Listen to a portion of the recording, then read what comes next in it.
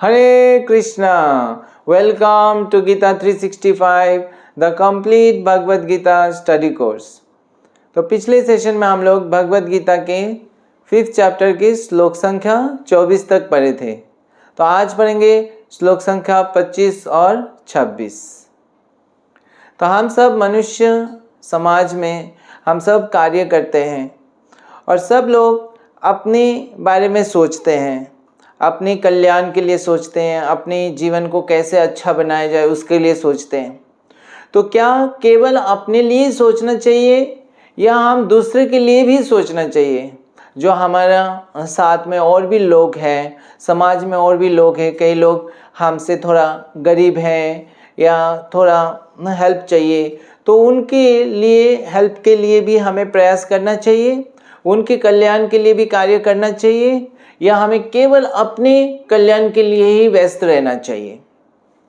तो अगर हमें दूसरे के कल्याण के लिए करना है तो कैसे कर सकते हैं और कौन सा कार्य हम दूसरे के लिए करें जो सबसे लाभप्रद हो उनके लिए?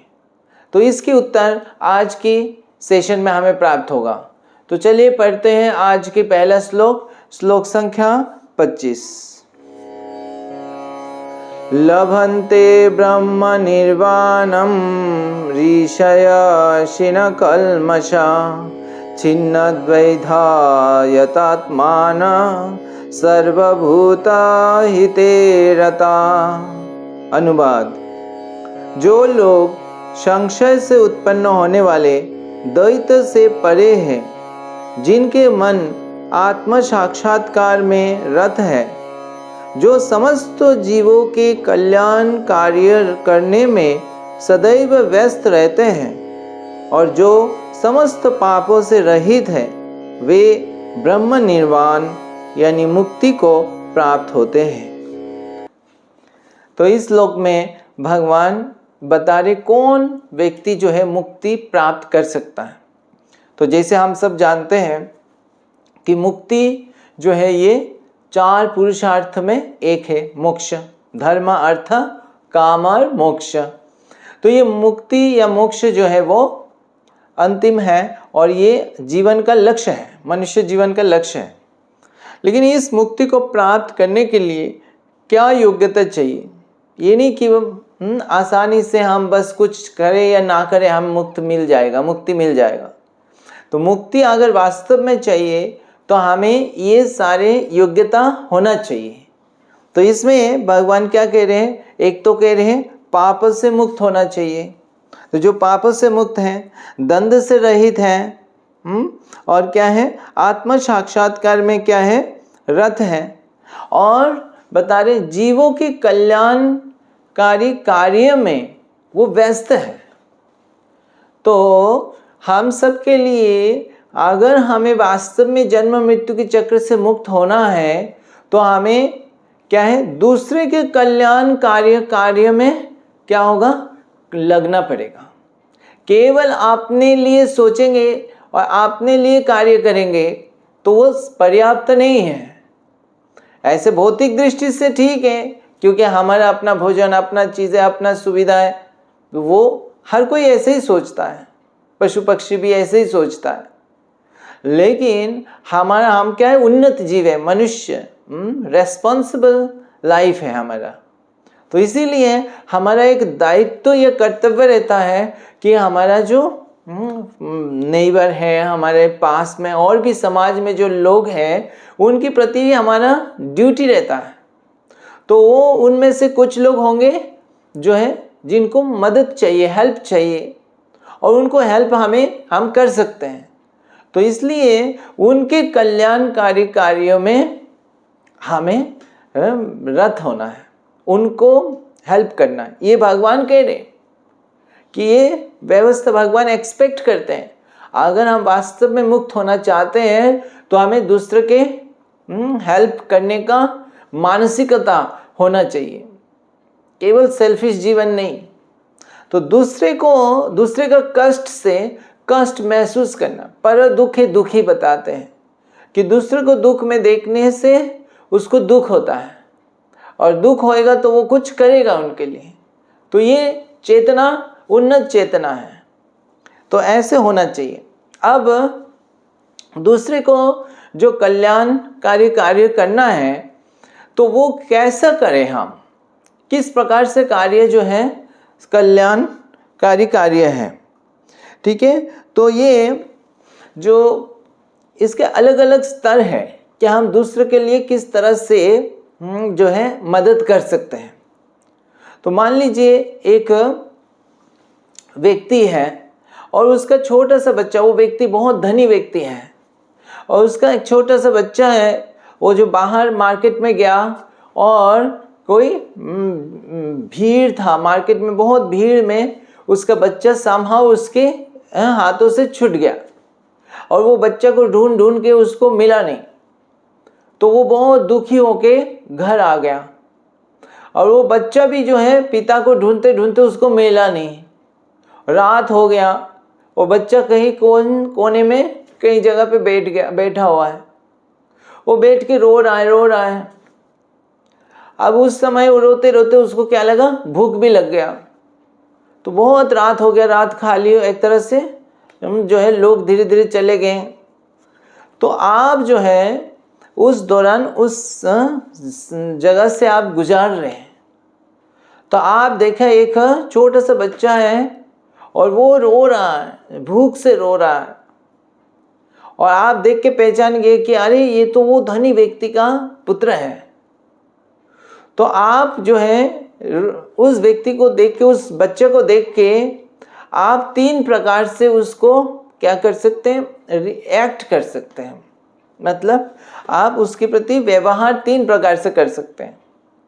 तो पहला तो यह है कि आप देख के भी रोते हुए, वो सुन के भी आप कुछ करें नहीं, आप इग्नोर करके चले जाएं, ये पहला है। दूसरा क्या है कि आपने देखा कि ये रो रहा है, तो मुझे बेटा भूख लगा है, तो बोला हाँ मेरे को भूख लगा है। तो आप कुछ जो भी आपके पास था, आपने कुछ सैंडविच या जो भी है भोजन, आप उनको थोड़ा सा भोजन दे दिया और देखे वो भी खुश हो गया, भूख लग गया तो उसको खाने के लिए दिया और फिर आप चले गए। और तीसरा जो आप कर सकते हैं वो है कि आप जो है उसको पूछा कि तुम कैसे खो गए भैया बेटा, और चलो तुमको मैं तुम्हारे पिताजी का घर में ले जाता हूँ। तो आप क्या किए, उसको फिर अपना गाड़ी में बिठाया, या गाड़ी नहीं है तो आप कोई और गाड़ी को हायर किया, ऑटो लिया और फिर उसको गोद में उठाया और फिर उसको लेके आप उसका पिताजी, उसका जो घर है उस घर में गए, बेल बजाया और पिताजी का गोद में दे दिया। तो अब इस 3 प्रकार के जो कार्य हैं, इस 3 प्रकार कार्य में से सबसे अच्छा कार्य, सबसे बेस्ट कौन सा है? तो सबसे बेस्ट जो है वो क्या है, उस बच्चे को अपना पिता के घर में लेके जाना और उसको वहां पे दे देना, पिता की गोद में दे देना। तो ऐसा जो है ये सबसे बेस्ट है। और सबसे कठिन कौन सा है?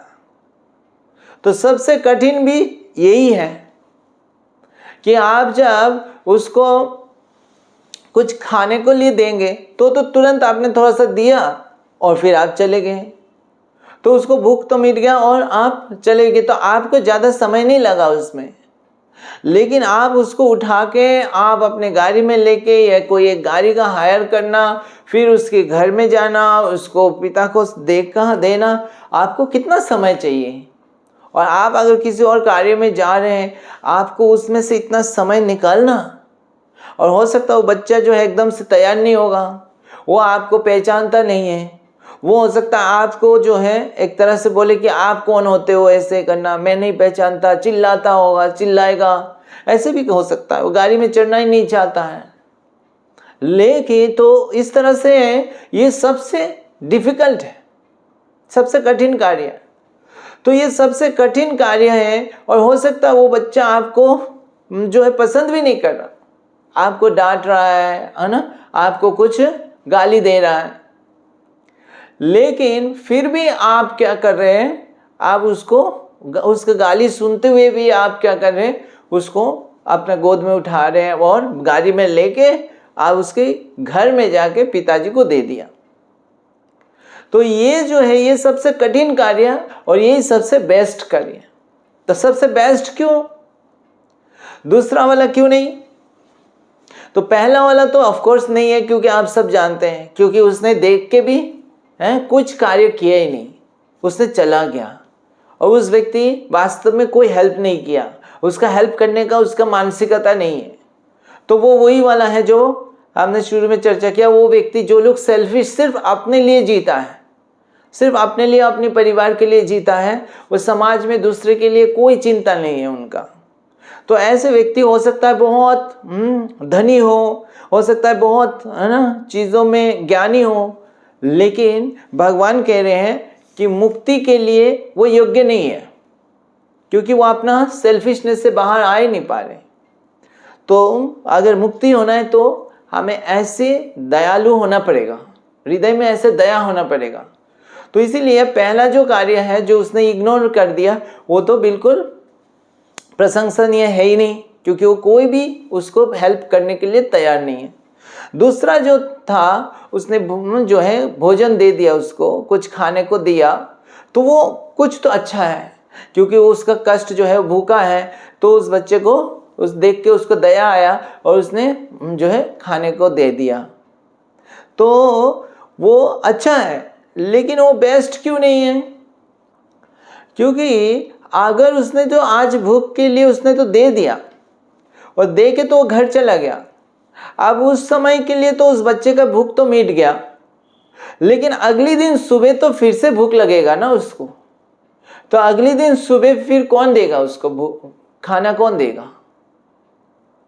और दूसरा बात यह है कि रात को जो है वो तो हो सकता है भूख तो मिट गया, लेकिन उसको डर भी तो लगेगा, उसको कोई आके उसको मार भी सकता है।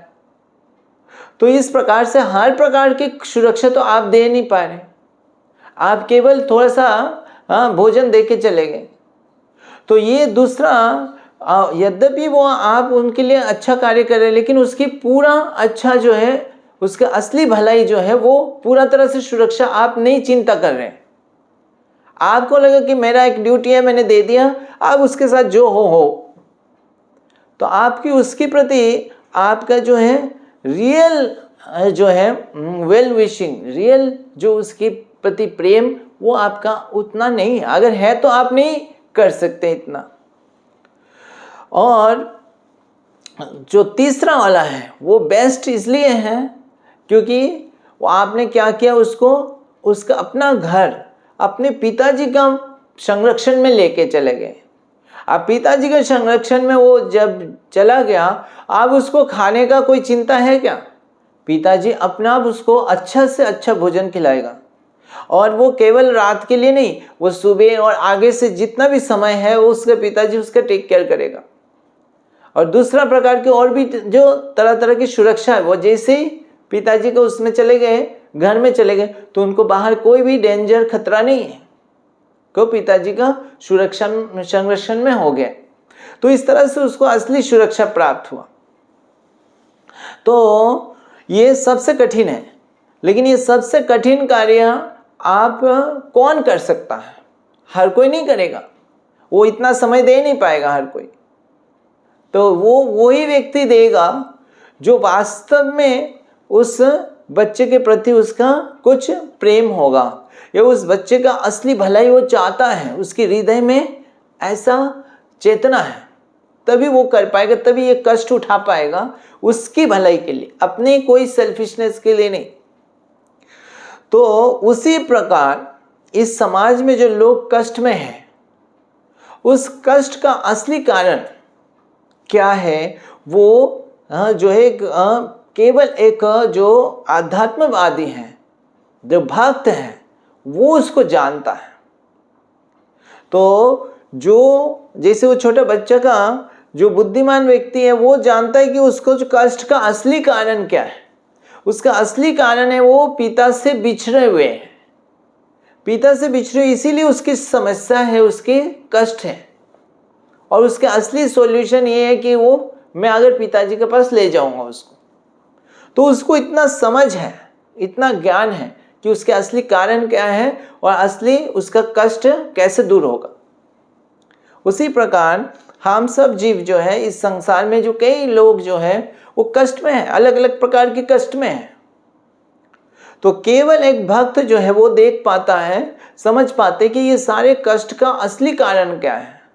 और असली कारण श्रील प्रभुपाद तात्पर्य में समझाते हैं कि असली कारण भगवान को भूलने के कारण है। वो भगवान से बिछड़े हुए हैं। और भगवान कौन है? भगवान के पास सब कुछ है, पूर्ण पुरुषोत्तम भगवान है। तो भगवान से बिछड़ने के कारण उनको अलग अलग प्रकार के कष्ट है। किसी को धन के कष्ट है, किसी को शरीर के कष्ट है, किसी को मन के कष्ट है। तो ये कष्ट के कारण वही है। तो पहला तो हम जो है कुछ ना कुछ हमें सबको हेल्प करना चाहिए अगर ऐसे कष्ट में व्यक्ति है तो। अब वही बात है कि उसको कष्ट जो है उसको अगर हेल्प हम करना चाहते हैं तो दो तरह से कर सकते हैं। तो एक तो वही जैसे भोजन दिया, तो उसी प्रकार हम केवल उसकी शरीर के जो कष्ट है, उसको जो कष्ट दिखाई दे रहा है, उस कष्ट को हम क्या कर दें? निवारण कर दें। तो उस कष्ट के लिए हम कुछ भोजन खिला दें उसको ठंड में है तो कुछ कंबल दे दे, या उसको कुछ धन दे दे, या कुछ इस प्रकार से उसको कुछ शिक्षा करवा दे। तो इस तरह से हम कुछ उसको मदद कर सकते हैं। पर ऐसे मदद क्या है? उसके लिए टेम्पररी है। उसके असली कारण जो है कष्ट के कारण दूर नहीं हुआ। तो हो सकता है उसके धन का प्रॉब्लम सॉल्व हो जाएगा, लेकिन उसको और कुछ प्रॉब्लम आ जाएगा। तो इस प्रकार से प्रॉब्लम के बाद प्रॉब्लम रहेगा। लेकिन असली जो सॉल्यूशन है वो ये है कि उसको जब वो भगवान के साथ जुड़ जाएगा, वो भगवान के साथ उनके रिलेशन उनको पता चल जाएगा कि वो क्या है, वो ये शरीर नहीं है, वो ये आत्मा है और वो भगवान के अंश है। और भगवान के दिव्य प्रेममय सेवा में वो लग जाता है तो उसके सारे पाप जो है तो क्या हो जाएगा? दूर हो जाएगा। जैसे पाप दूर हो जाएगा उसके जीवन में कष्ट भी धीरे धीरे दूर हो जाएगा। और जब वह भगवान की संगत, भगवान के साथ उसका रिलेशन बन जाएगा तो भगवान की प्रेम जो है उसको महसूस होने लगेगा। और जैसे ही हमें भगवान की प्रेम महसूस होता है तो वो खुश होने लगता है।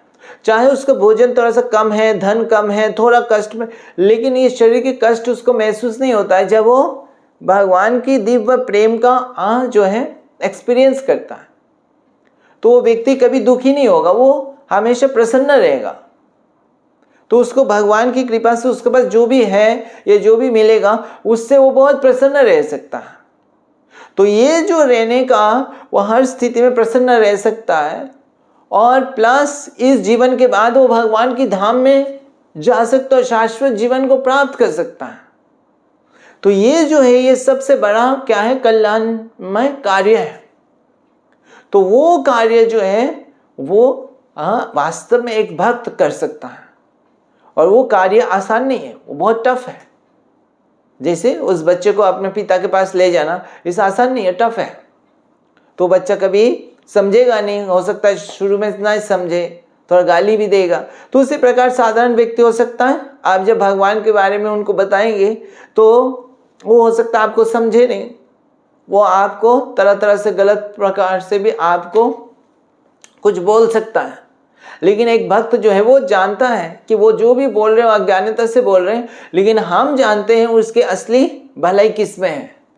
तो वो सब कुछ सहन करते हुए भी उनको क्या करता है? वो भगवान के बारे में ज्ञान देता है और भक्ति का ज्ञान देता है और उनको भक्तिमय कार्य में लगाता है, जिससे उनका क्या है? अपना कष्ट जो है, असली कष्ट जो है वो धीरे धीरे दूर हो जाता है। और उससे फिर जो है उनका जो है असली कल्याण होता है। तो इस प्रकार कई उदाहरण हैं, है ना। तो वो लोग जो है वो केवल भोजन देने में नहीं रुचि रखते हैं, वो असली उनको जो भगवान से जोड़ने का प्रयास करते हैं। अदरवाइज केवल शरीर के कल्याण करने से वो पूर्ण तरह से कल्याण नहीं है। तो प्रभुपाद ये तात्पर्य में समझाते, केवल शरीर के केयर करने से उसको असली कल्याण नहीं होता है। थोड़ा बहुत होता है लेकिन पूर्ण तरह से नहीं, क्योंकि वो है ही नहीं, शरीर ही नहीं है, वो तो शरीर है नहीं, वो तो आत्मा है। तो उसकी संतुष्टि और उसकी जो भलाई है वो तो इस शरीर से परे है। इस शरीर के अंत होने के बाद उसका कष्ट कंटिन्यू रहता है, तो वो कष्ट से कैसे मुक्त होगा? तो इसीलिए उसको आत्मा के स्तर पर उसके कल्याण का कार्य होना चाहिए। जैसे मान लीजिए एक व्यक्ति जल में जो है नदी में डूब रहा है, और डूबने वाला व्यक्ति जो है पुकार रहा है कि बचाइए बचाइए मुझे बचाइए, और आप जो है चले गए, आपको तैरना आता है, आप चले गए और देख रहे हो वो व्यक्ति जो है कोट फूट पहना हुआ है, बहुत अच्छे ड्रेस पहना हुआ है और डूब रहा है। तो आप जो है क्या करते, उसके कोट को पकड़ते और कोट लेके आ जाते हैं बाहर और बोलते हैं मैंने जो है बहुत बड़ा कार्य कर लिया। तो आपने कोट तो ले लिया और व्यक्ति डूब गया, तो क्या लाभ हुआ? आपने कोट को बचा लिया लेकिन वो व्यक्ति असली में डूब गया। तो कोट क्या है? कोट हमारा ये शरीर है। भगवान गीता में कह रहे ना दूसरा अध्याय में कि ये जो शरीर है ये वस्त्र की तरह है।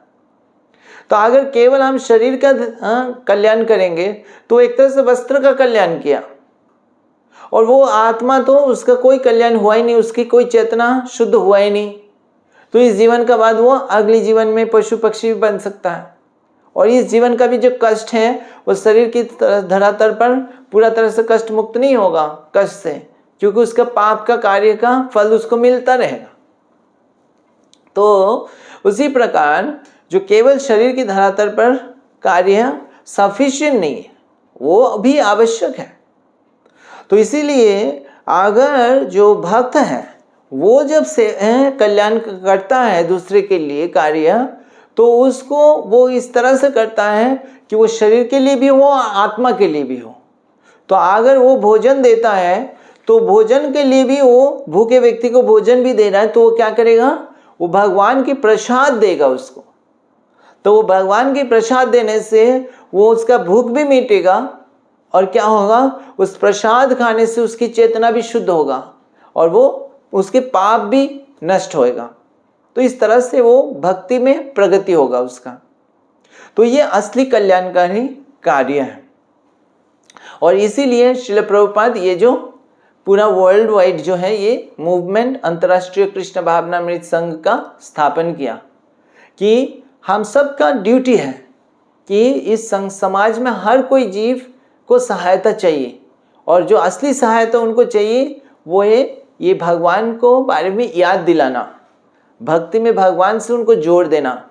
चाहे कितना धनी व्यक्ति हो, चाहे कितना ज्ञानी हो, कितना एजुकेटेड है, जब तक वो भगवान से नहीं जोड़ेंगे, भक्ति में नहीं आएंगे, तो उनके अगली जीवन जो है वो जो है खतरा है उसमें। तो इसीलिए सबके ये नीड है कि वो भगवान से जुड़े। तो इसीलिए सबकी सहायता की जरूरत है इस संसार में, और इसीलिए ये संस्था स्थापन किया कि इस संस्था के द्वारा हम ये कल्याण जन कल्याण का कार्य कर सके। तो जो भी हम भक्ति कर रहे हैं, हम सब का ये ड्यूटी है कि जो भक्ति के बारे में जिनको पता नहीं है उनको हम ये ज्ञान दें और हम हेल्प करें कि वो कैसे भगवान से जुड़ सकते हैं, और भगवान के भक्ति के सेवा में जोड़ने से उनके जो जीवन का कल्याण हो सकता है। और ये करने के लिए हमें कोई विशेष चीज़ की आवश्यकता नहीं है, जो भी हमारे पास भगवान ने दिया उसी को इस्तेमाल करना है। तो इसमें बताया जाता है कि दूसरे को हेल्प करने के लिए जो हमें किस तरह से हेल्प करना चाहिए। तो 4 चीज़ बताया, जैसे प्राण है, अर्थ है, धिया और बाचा, कि हमें प्राण मतलब अपना प्राण को हमें दूसरे की सेवा में लगाना चाहिए। प्राण के मतलब ये हमारे जीवन जो है, जीवन के समय हम दूसरे को की हेल्प के लिए यूज़ करें। तो जो भी हमारे पास समय है, हम ऑफ कोर्स अपने लिए कार्य करते हैं, ऑफिस जाना है, लेकिन उसमें से कुछ समय हम निकालें जो हम इस तरह से प्रचार कार्य में जा सकते हैं। हम दूसरे के लिए ये ग्रंथ को वितरण करने के लिए प्रयास कर सकते हैं, भगवद गीता का वितरण करने का प्रयास कर सकते हैं। तो जो भी जितना समय, अगर आधा घंटा हम डेली कर सकते तो उतना ही करें। अगर डेली नहीं कर सकते, हफ्ते में हम 1 घंटा कर सकते तो हफ्ते में 1 घंटा करें। पर इस तरह से हम थोड़ा सा प्राणे मतलब समय, जीवन का समय हम उसमें लगाएं। फिर अर्थ है मतलब हमारा धन। तो हमारा जो धन, सबके पास कुछ ना कुछ धन है, तो हम जितना समय हो सकता है उतना धन हम जो है इस कार्य में लगाए। कई लोग भगवत गीता लेने में सक्षम नहीं है, गरीब है, तो उनको हम ये भगवत गीता हम खरीद के उनको एज ए गिफ्ट दे सकते हैं। तो इस प्रकार से उनको प्रसाद दे सकते हैं। तो इस प्रकार से हम उनको धन से सहायता कर सकते हैं। दूसरा धिया मतलब अपना बुद्धि से उस व्यक्ति को हम कभी मंदिर में इनवाइट कर सकते हैं, अलग अलग प्रोग्राम्स में हम उनको जोड़ सकते हैं, तो उनको समझा सकते हैं। तो बुद्धि से हम उनको बुद्धि को इस्तेमाल कर सकते हैं। और फिर वाणी, तो अगर कोई व्यक्ति आपसे मिलता है तो उसको क्या बोलना चाहिए, उनका कल्याण के लिए बातें बोलना चाहिए, सत्य बोलना चाहिए, ट्रुथ। तो सत्य उसको हो सकता है कई लोग बोलते ही नहीं है, वो हो सकता है गलत कार्य कर रहा है, लेकिन उसको हमें ट्रुथ बोलना चाहिए कि जीवन का असली सत्य क्या है, परम सत्य क्या है, जीवन का हमारा लक्ष्य क्या है, भगवान को प्राप्त करना, और भगवान को प्राप्त करने का विधि क्या है, और उसके समय क्या है। अभी मनुष्य जीवन ही राइट समय है जब इस भक्ति को करने से हमारा जन्म मृत्यु से मुक्त हो सकते हैं। ये चीज़ हमें बताना, उनके को बताना, ये हमारा कर्तव्य है। तो इस तरह से प्राण है, अर्थ है, धिया, वाचा, इससे हम उनको हेल्प कर सकते हैं। ठीक है, तो ये हम सब के पास है और हम अपने अपने क्षमता के अनुसार इस तरह से हम इस कल्याणकारी वेलफेयर वर्क में हम भाग ले सकते हैं, और ये असली वेलफेयर वर्क है। ठीक है, तो चलिए पढ़ते हैं अगली श्लोक संख्या 26। काम क्रोध विमुक्तानां यतीनां यतचेतसाम् अभीतो ब्रह्म निर्वाणं वर्तते विदितात्मनाम्। अनुवाद: जो क्रोध तथा समस्त भौतिक इच्छाओं से रहित है, जो स्वरूप सिद्ध आत्मसंयमी है और समसिद्धि के लिए निरंतर प्रयास करते हैं, उनकी मुक्ति निकट भविष्य में सुनिश्चित है। तो यहाँ पे भगवान और कुछ योग्यता बता रहे हैं जो मुक्त होने का योग्य है। तो भगवान इसमें क्या कह रहे हैं, जो भौतिक इच्छाओं से रहित है, तो ऑफ कोर्स उनको भौतिक इच्छा से मुक्त होना है, और वो क्या है, आत्मसंयमी है, और क्या है, समसिद्धि के लिए निरंतर प्रयास करते हैं। वो अपने जो है सफलता के, अपने शुद्धकरण में वो नियमित प्रयास कर रहे हैं। नहीं 1 दिन 2 दिन हो गया बस हो गया, नियमित रूप से वो प्रयास कर रहे हैं। तो जब नियमित रूप से प्रयास करेंगे, किसके लिए, मुक्त होने के लिए, भगवान के धाम में जाने के लिए, तो वो उसकी सिंसियरिटी है। तो हम यही कर सकते हैं, हम अपना प्रयास कर सकते हैं, बाकी देने वाला कौन है, भगवान है। तो हम अगर सही ढंग से प्रयास करते रहे, नित्य रूप से प्रयास करेंगे, तो क्या है, हम भगवान को प्राप्त कर सकते हैं, धाम मुक्ति हम सब प्राप्त कर सकते हैं। तो तात्पर्य में श्रील प्रभुपाद बताते हैं कि जो भी मुक्ति पाने का जो प्रयास करते हैं, ऐसे कई प्रकार के लोग हैं, तो उसमें से सबसे श्रेष्ठ कौन है, भक्त है। और भक्त क्योंकि वो भगवान के ऊपर अपना चेतना को फिक्स करते हैं, इसीलिए उनके लिए भौतिक इच्छाओं से मुक्त होना आसान है। अदरवाइज ये जैसे बताएं, काम क्रोध से मुक्त होना, इस वेग से मुक्त होना, इस वेग से मुक्त होना आसान नहीं है। ये काम क्रोध से, ये हमारे कई जन्म की ये आदत है, और ये बहुत ही गहराई है हमारे हृदय के अंदर। बड़े बड़े योगी भी इससे मुक्त नहीं हो पाते। तो प्रभुपाद एक श्लोक कोट करते हैं, और उसमें बताया जाता है कि केवल जो भक्त है वो इस जो है कर्म के जो बंधन है उससे वो मुक्त हो सकता है। तो इसीलिए भक्त जो है वो आसानी से मुक्ति को प्राप्त कर सकते हैं। और दूसरा बताया निरंतर क्या है, उस प्रयास में लगे रहना। तो निरंतर प्रयास और निरंतर जो है भगवान की चेतना में लगे रहने से वो कैसे मुक्ति प्राप्त करता है, वो भगवान प्रभुपाद उदाहरण देते हैं। जैसे कछुआ का उदाहरण देते हैं। तो कछुआ क्या करता है, अपना अंडा जो है वो तट पर देता है, जल पर नहीं, तट पर देता है, स्थल पर, हाँ, जमीन पर, और वो जल पे रहता है। तो इतना दूर में रहते हुए वो केवल वो जो है अपना अंडे के बारे में सोचता रहता है। तो जब वो अंडे के बारे में सोचता है और सोचते सोचते उसकी पूरा मन उसके अंडा में होता है, तो उससे क्या हो जाता है, वो अंडा जो है, अंडे से कछुआ का बच्चे उत्पन्न हो जाता है। तो देखिए कितना पावर होता है, मन का कितना पावर होता है। तो ये कछुआ को भी ये पावर होता है। तो वो सोच के केवल उसके बच्चे को जन्म दे देता है। तो उसी प्रकार जो जीव है, जो हम सब जीव है, अभी हम भगवान की धाम से बहुत दूर है। तो हम इस भौतिक जगत में हैं, लेकिन अगर हम केवल भगवान के बारे में सोचते रहेंगे और भगवान की धाम के बारे में सोचते रहेंगे, तो क्या होगा, हम यहाँ से भगवान की धाम में जा सकते हैं केवल इस तरह से सोचने से। जैसे जो कछुआ इतना अपने अंडे से बहुत दूर था, दूर होके भी वो अंडे पे इफेक्ट पड़ गया। तो उसी तरह हम इतना दूर हैं अभी, लेकिन इससे कोई फर्क नहीं पड़ता हम कितना भी दूर है, लेकिन हम सोच किस लिए भगवान के बारे में सोच रहे हैं, उनकी धाम के बारे में सोच रहे हैं। तो जब हम निरंतर उसको सोचेंगे तो क्या होगा, हम इस जीवन के बाद भगवान की धाम में जा सकते हैं। तो यही जो भगवान कह रहे हैं कि निरंतर जो है वो अपनी जो मुक्ति के लिए भगवान के बारे में सोचता है और उससे फिर वो बहुत ही शीघ्र वो मुक्ति को प्राप्त कर सकता है। उसके लिए मुक्ति प्राप्त करना सुनिश्चित है। ठीक है, तो आज हम यहाँ पे विराम देते हैं। अगली सेशन में हम पढ़ेंगे श्लोक संख्या 27 और 28।